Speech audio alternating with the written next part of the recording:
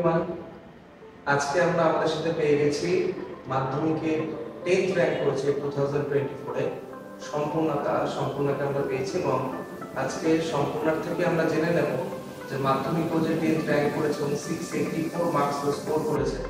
তো সেখানে ওর প্রিপারেশন কেমন ছিল, পাথফাইন্ডার ওকে কোন কোন জায়গায় হেল্প করতে পেরেছে বা পাথফাইন্ডার থেকে ও কি কি পেয়েছে নিজেকে ফার্দার ডেভেলপ করার ক্ষেত্রে, তো সেগুলো নিয়ে আজকে আমাদের ডিসকাশন। হ্যালো, তুমি আজকে 684 স্কোর করেছো এবং পাথফাইন্ডারের তরফ থেকে তোমাকে মেনি কংগ্রাচুলেশনস। আগামী দিনের যে পরীক্ষাগুলো, আগামী দিনগুলো তোমার জন্য আরো সুন্দরভাবে সবসময় শুভকামনা রাখছি। আমি প্রথমেই সম্পূর্ণকে বরণ করে নেব আমাদের মধ্যে আপনার জন্য।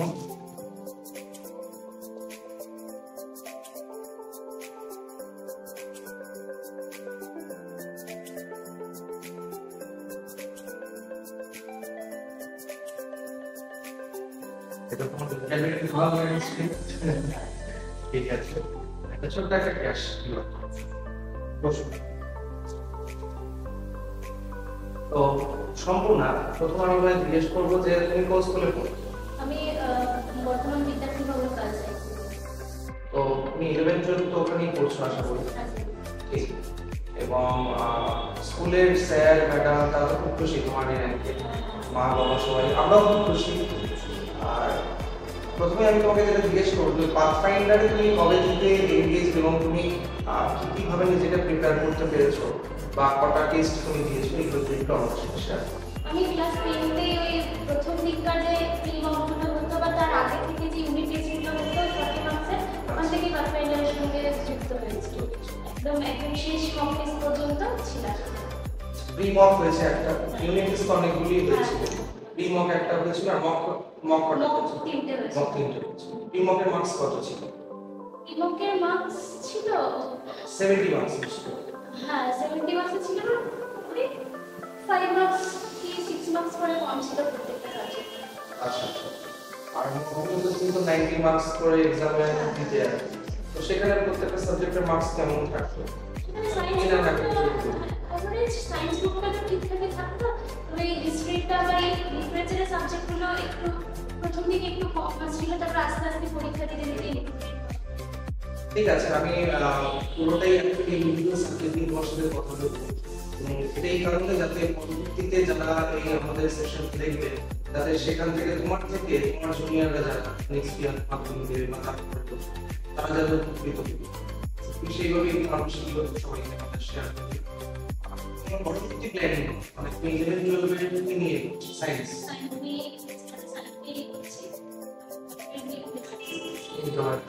তো নিজের ক্ষেত্রে তুমি সাবজেক্ট কম্বিনেশন কি দিয়ে রাখছো? ফিজিক্স, কেমিস্ট্রি, বায়োলজি, ম্যাথস নিয়ে রাখছো। ম্যাথস যে তুমি রাখছো, আমরা তো জানি যে ইংরেজিতে গেলে আমার তিনটে সাবজেক্ট লাগে, ফিজিক্স, কেমিস্ট্রি আর ম্যাথসটা তোমার রাখার পিছনে মানে তোমার কি লজিক বা তোমার কি ধারণা? ফিজিক্সটা তো পুরোটাই ম্যাথের উপর ডিপেন্ড করে চলছে, আর তাছাড়া কেমিস্ট্রি ও ফিজিক্যাল কেমিস্ট্রির ব্যাপারগুলো ম্যাথ ছাড়া তো হবে না, এই জন্য ম্যাথটাতে স্ট্রং না হলে তো এগুলোতে অতটা কি পারদর্শিতা অর্জন করা যাবে না, ওই জন্য ম্যাথসটাও রেখেছি, ম্যাথসটা ভালোই প্রায়োরিটি দিতে পারছি। ঠিক, একদমই ঠিক কথা। এবং আমরাও সেটাই মনে করি যে যারা পরবর্তীতে নিয়ে দেবে খুব ভালো পয়েন্ট বলেছে যে এটা সবার জুনিয়রদের জানা উচিত, বোঝা উচিত যে পরবর্তী যারা ভাবছো যে আমরা নিয়ে দেবো এবং ইনক্রিজ করবো জানবো, সেক্ষেত্রে কিন্তু ম্যাথসটা কিন্তু ম্যান্ডেটরি জায়গা। ম্যাথস যদি স্ট্রং হতে পারো, ফিজিক্স খুব স্ট্রং হবে। অনেক স্টুডেন্টদের কিন্তু ফিজিক্সটা একটা উইকনেসে যায়, ম্যাথস যদি থাকে সেখানে আমাদের সেই উইকনেসটা অনেকটাই কাটিয়ে ফেলতে আমরা আমাদের অনেকটাই করতে গিয়ে নট অনলি আমাদের যেটা আমাদের কাউন্সিলে যখন এইচএস এক্সাম হবে সেখানেও ফিজিক্সের জন্য যথেষ্টই ম্যাথসের হবে। তো এবার আমি চলে যাবো হচ্ছে ওর সাথে প্রথমে নন সায়েন্স সাবজেক্টগুলোকে নিয়ে ডিসকাশন করবো, কারণ হিস্ট্রি জিওগ্রাফি নিয়ে তার মানে করছি, তো একদম ডিসকাশনটা সেই জায়গা থেকে শুরু করছি যে হিস্ট্রি জিওগ্রাফি মানে হিস্ট্রিতে আগে তুমি আমার বলো যে তোমার স্কুলে কেমন মার্কস হচ্ছে এবং মক দেওয়ার পরে বা এখানে মক দেওয়ার পরে নিজেকে কিভাবে প্রথম প্রথম দিকে তো এমসিকিউ গুলোর উপরে একটু জোর দিতে হবে। আমার এমসিকিউ তে নাম্বার খুবই কম আসতো। তারপরে বিভিন্ন রকমের টেক্সট বুক ঘেটে ঘেটে পড়ে তারপরে অনেকটা ইমপ্রুভ করতে পেরেছিলাম। স্কুলের মার্কস ওই ঠিকঠাকই থাকতো, 2-4 নাম্বার কম থাকতো আর কি। এই পাথফাইন্ডারের মক টেস্টগুলো তো খুবই হেল্প করেছে, যে 3টে মক দিয়েছি ওখানে এমসিকিউ গুলো খুবই হেল্প করেছে। খুবই helpful। মানে ওই প্যাটার্নে কোশ্চেন্স তুমি পেয়েছো বা ওইখান থেকে কিছু কমন কোশ্চেন পেয়েছো। হ্যাঁ, দাঁড়াও। তো সেই জায়গায় দাঁড়িয়ে থেকে মানে হিস্ট্রির ক্ষেত্রে যখন তোমাকে কপিগুলো দেওয়া হতো চেক করে অ্যাসেসমেন্ট করার পর তুমি যখন দেখতে সেলফ অ্যাসেসমেন্ট যখন করতে, তো সেখানে তুমি কোন কোন জায়গাটাকে ইমপ্রুভ করতে পেরেছো? ওখানে আমি তো যে 2 মার্কসের কোশ্চেনগুলোর লেন্থ কতটা ছোট করতে হবে, বা 4 মার্কসের কোশ্চেনের পয়েন্ট ওয়াইজ যে রিভিশনগুলো পয়েন্টে রাখা। তাছাড়া এমসিকিউ এর ক্ষেত্রে আরো নিখুঁতভাবে টেক্সট বুকগুলোকে পড়া, এগুলোর ক্ষেত্রে এগুলো খুব ভালো। এবং হিস্ট্রি তুমি কত পেয়েছো তাহলে মাধ্যমিকে? 97। 96।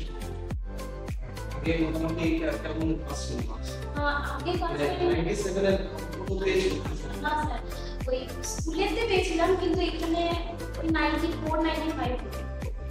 যাই হোক, এখানে 2-3 নাম্বার গুলো তোমার মার্কসটা ইনক্রিজ করেছে এবং তুমি সেই জায়গাটা নিজেকে ইমপ্রুভ করতে পেরেছো বলেই হয়েছে। তুমি হিস্ট্রি পড়ার সময় মানে আমরা তো মানে অনেকেই দেখা যায় যে স্টুডেন্টের হিস্ট্রিটা কেমন মতো, তুমি কি পড়ার সাথে লেখাও করতে বা লিখতে বা হিস্ট্রির ম্যাপ পয়েন্টিং এর ব্যাপারটা কিছু সেই জায়গা? হিস্ট্রি এবার এই পাথফাইন্ডারে যে ম্যাপ পয়েন্টিং গুলো দিয়েছিল ওগুলো করতাম। তাছাড়া হ্যাঁ, নিজেকে ওই জিনিসটা পড়ে নিজে একটা নোট তৈরি করে আমি এগুলোতে খুব সুবিধা হচ্ছে। এবার চলে আসে তাহলে একটু জিওগ্রাফি কত পেয়েছো? 100 পেয়েছি। 100? তাহলে মক টেস্টে কত আসছে? মক টেস্টে জিওগ্রাফি ভালো করতে 97-8। 97। তো ওই 1-2 মার্কস ঘাটতি হচ্ছিল কোন জায়গায়? ম্যাপ পয়েন্টিং হচ্ছে। মানে ম্যাপ পয়েন্টিংটা শুরু থেকে একটু জোর দিয়ে করা। এমনি জিওগ্রাফির ক্ষেত্রে যে এমসিকিউ গুলো যখন করতে সেখানে এমসিকিউ মোটামুটি ঠিকই করতে পারে। ঠিকঠাকই হতো। এবার কিছুতে একটু প্রবলেম হতো, প্রথম দিকে প্রবলেম হতো, তারপরে পড়ে নিজে সেলফ স্টাডি করে মানে ইমপ্রুভ করতে পারি। এবার চলে যাই একদম লিটারেচারের দিকে। বাংলায় কত পেয়েছো? বাংলা 99। বাংলা 99? তো বাবা, আমরা ভাবতেই পারি না যে বাংলা 99 করেছো, দারুণ মার্কস। 99 তোমার মনে হচ্ছে 1 নম্বর কোথায় কাটবে? লিটারেচার সাবজেক্ট আমি তো স্যাটিসফাইড না, রচনাগুলোতে কাটতেই পারে। আচ্ছা আচ্ছা। এবং তুমি যে এখানে মক টেস্টগুলো দিয়েছো সেখানে তো বিভিন্ন রকমের রচনা দেওয়া হতো, ওইগুলোর প্যাটার্ন বা ওই ধরনের কি রচনা ফাইনাল এক্সামে পেয়েছো বলে মনে হচ্ছে? কমন পাইনি, তবে ওই ধরনের রচনা পেয়েছি। এই ধরনের রচনা কাইন্ড অ্যাফেয়ার্সের উপরে কোনো ছিল? কারেন্ট অ্যাফেয়ার্সের উপরে না, ঠিকঠাক ওরকম ছিল। ওরকম রচনা ছিল।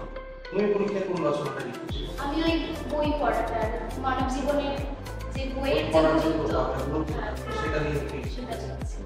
তুমি নিজেও তো বই পড়তে খুব ভালোবাসো। হ্যাঁ, বই কোন বই সবচেয়ে ভালো লাগে? মানে আমি কি সায়েন্স তোমার ভালো লাগে বলে, কিন্তু বাংলা বা ইংলিশ লিটারেচারের কোন জায়গাটা তোমার? আমার লিটারেচারে আশাপূর্ণা দেবীর বই পড়তে ভালো লাগে, শরৎচন্দ্র চট্টোপাধ্যায়।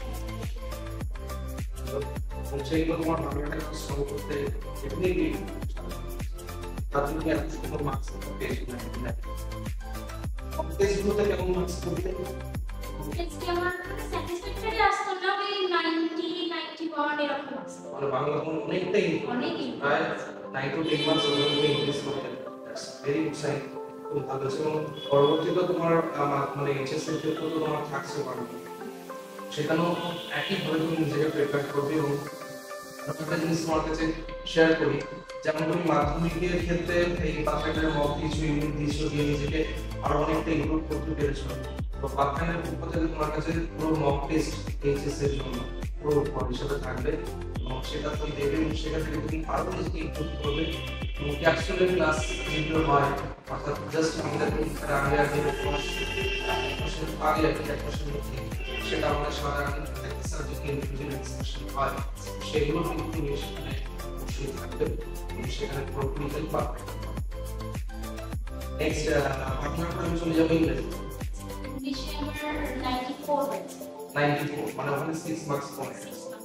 আমাকে কি এর থেকে বেশি পেয়েছিল কখনো 90 থেকে লাস্ট মকে পেয়েছি 95 পেয়েছি। 95 পেয়েছি ওটাই মানে আর কি ফিক্স হয়ে গেল আমি স্টাডি করতে পারলাম। কোন জায়গায় মানে ইংলিশের কোন জায়গায় সমস্যা হচ্ছে কেন এখন তুমি পরবর্তীতেও যেহেতু সিঙ্গল লেভেল ইংলিশগুলো থাকবে তোমার কম্পিটিশনে সেখানে তো তোমার ইংলিশটা একটু দরকার নিয়ে ভাবতে হবে। তোমার নিজের কি মনে হচ্ছে যে কোন জায়গায় বলতে বলতে যে আনসিনের যে ভোকাবুলারি পার্টটা আছে মানে চারটে মিনিং ওয়ার্ড মিনিং থাকে ওগুলোর উপরে একটু Yes, meaning. ইয়াস মিনিংগুলো যেগুলো থাকে ওইগুলোর উপরে একটু আমার জোর দেওয়া দরকার। তাছাড়া এবার ওই রাইটিং স্কিলে যেসব খুঁটিনাটি ভুলগুলো হচ্ছে স্পেলিং মিস্টেক ওগুলো একটু সচেতন থাকা দরকার। এছাড়া গ্রামাটিক্যালি প্রিপজিশন আর্টিকেলটা নিয়ে একটু না একটা বলতে একটু নাড়াচাড়া। ঠিক আছে এবং সেখানে তুমি মক টেস্টগুলো দাও সেখানে তুমি একটু করবে নিজেকে। দেখো একটা জায়গা তো ঠিক যে তুমি এর আগে যখন এটা তোমার জীবনের প্রথম উচ্চ পরীক্ষা যেটা তুমি একটা স্বতন্ত্র প্ল্যাটফর্মে নিয়ে দিলে স্কুলের গভীর বাইরে গিয়ে স্কুলের বাইরে টিচাররা তুমি চেক করছেন এই ধরনের একটা অ্যাসেসমেন্ট কিন্তু তুমি ফাইন্ডার থেকেও পাচ্ছি।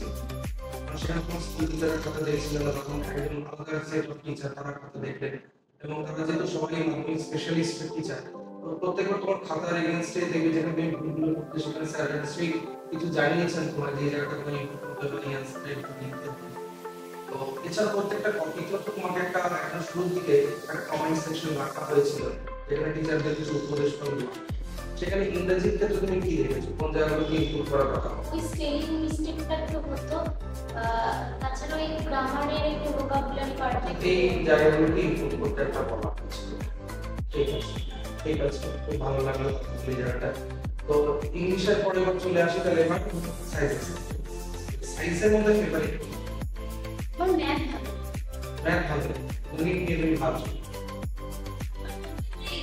এই চারটের মধ্যে বেশি প্রেফার করতে হলে ভালো লাগে ম্যাথ ভালো লাগে বাকিও ভালো লাগে। ঠিক তবে হ্যাঁ ম্যাথসটা ভালো লাগে এটা খুব ভালো হয়েছে কারণ যে তুমি নিজেই বললে যে নিজের জন্য ম্যাথসটাকে খুব জোর দিয়ে করতে ম্যাথসে কত পেয়েছো ভালো ম্যাথে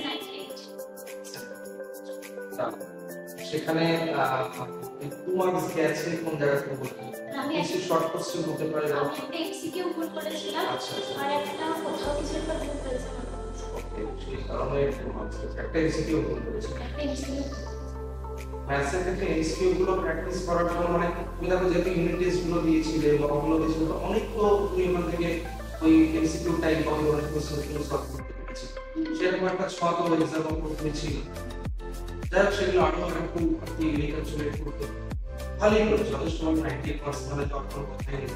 তো ম্যাথস তোমার খুব ভালো লাগার জায়গা ছিল ভালো লাগলো নেক্সট ফিজিক্যাল সায়েন্স কি করো ফিজিক্স এবং কেমিস্ট্রি আলাদা করে আমরা 11 চলবে পড়তো তোমার একসাথেই পড়তো ফিজিক্যাল সায়েন্স তো সেটা তুমি কিভাবে নিজে ডিল করছো দেখ তোমার গেম প্ল্যানটা কি ফিজিক্যাল সায়েন্স মেইনলি টেক্সট বুকগুলো পড়তাম প্রথমেই কনসেপ্ট ক্লিয়ার করতে হবে প্রত্যেকটা বিষয়ের উপর কনসেপ্ট ক্লিয়ার থাকাটা একদম খুবই একদম মেইন পয়েন্ট হচ্ছে বেশি মার্কস তোলার জন্য কনসেপ্ট ক্লিয়ার করে টেক্সট বুক পড়ে কোয়েশ্চেন পেপার সলভ করে করতে হবে।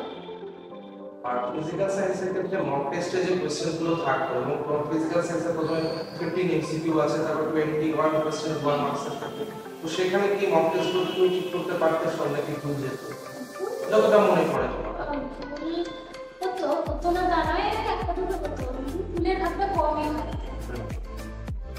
তাহলে ফিজিক্যাল সায়েন্সের ক্ষেত্রে ফিজিক্সের আর কেমিস্ট্রির মধ্যে কোন পোরশনটা তোমার একটু স্ট্রং বলে নাকি দুটো ইকুয়ালি স্ট্রং ভালো লাগাটা তো ফিজিক্স ভালো লাগে ফিজিক্স ভালো লাগে কেমিস্ট্রি ভালো লাগে স্ট্রং ফিজিক্সটা ঠিক আছে ফিজিক্সটা স্ট্রং আর কেমিস্ট্রি একটু উইকনেস আছে সেটা কিন্তু উইকনেস ক্ষেত্রে বললে হবে কিন্তু কেমিস্ট্রিটা যথেষ্ট স্ট্রং তো ফিজিক্যাল সায়েন্সের পরে চলে যাবো লাইফ সায়েন্স তুমি এখানে কত পেয়েছিলেন মকগুলোতে এবং ফাইনালি এক্সামে কত মকগুলোতে 95 থেকে 100 মধ্যেই পেয়েছি ক্লাসের মধ্যে পেয়েছিলাম 99 এবং মাধ্যমিকেও ওই নাম্বারটাই আমার এসেছে 99 এবার লাইফ সায়েন্সের ক্ষেত্রে ওই এক মাস তো আমাদের মানে ভালো এমসিকিউ নিশ্চয়ই মনে হয় ভুল যায় তাই এমসিকিউ ভুল পাওয়া তাহলে অন্য কোনো একটা জায়গা থেকে একটা ভুল যায় স্ট্যান্ডার্ড করেই ফেলেছি যাক খুব ভালো লাইফ সায়েন্সের পড়ছো লাইফ সায়েন্সের ক্ষেত্রে আলাদা করে পড়তে গেলে যে তুমি কোনটি নিয়ে ভাবছো লাইফ সায়েন্সের এখনই পড়তে গেলে আমার মনে হচ্ছে কোন জায়গাগুলো তারা পরবর্তী তোমার ভালো যাচ্ছে না, জুলজি পার্ট থাকছে, বটনি পার্ট থাকছে, তুমি নিজে টেনে যখন পড়াশোনা করছো সেইভাবে কি কোনো পার্ট করে ফেলেছিলে বা সেখানে ফোকাস কি ওখানে পেয়েছিলে? না, আমি সেরকম কিছু পাইনি। ওভারঅল ঠিক আছে। আর এক্সামের ক্ষেত্রে যখন এখানে মক টেস্টগুলো দিচ্ছিল সেখানেও কেমন পাচ্ছে? লাইফ সায়েন্স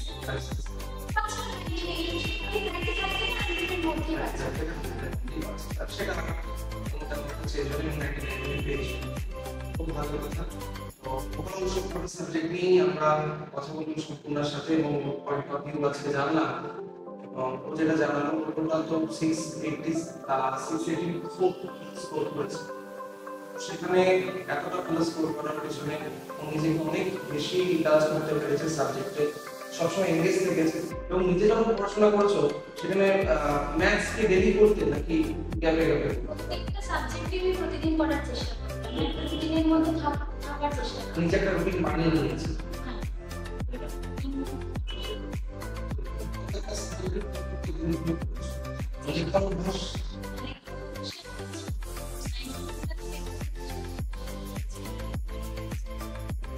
তো তাই এবার ফাইনালি হচ্ছে আমরা জাস্ট তোমার জুনিয়রের জন্য জেনে দেবো যারা নেক্সট ইয়ার জন্য মাধ্যমিক দিচ্ছে বা তারপর তো তোমার দু একটা কথা যেগুলো করলে ফলো করলে বা তুমি তোমার পড়ার ক্ষেত্রে কোথাও যদি একটা ইউনিকনেস রেখে থাকো সেটা যদি সবার ক্ষেত্রে বুঝতে আসলে বিষয়ের প্রতি প্রথমে তো ভালোবাসাটা খুব দরকার, প্রত্যেকটা সাবজেক্টকে সমানভাবে গুরুত্ব দিয়ে পড়তে হবে।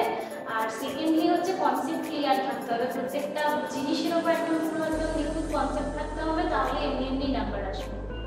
অর্থাৎ ভালো লাগাটা সবার আগে তুমি আস্তে আস্তে নিজেকে ইমপ্রুভ করো।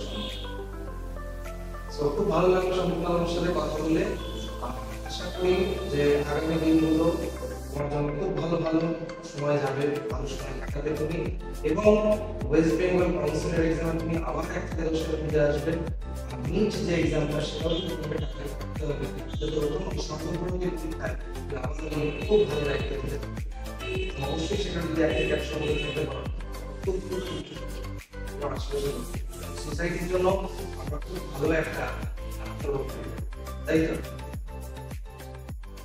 Thank you Sampurna.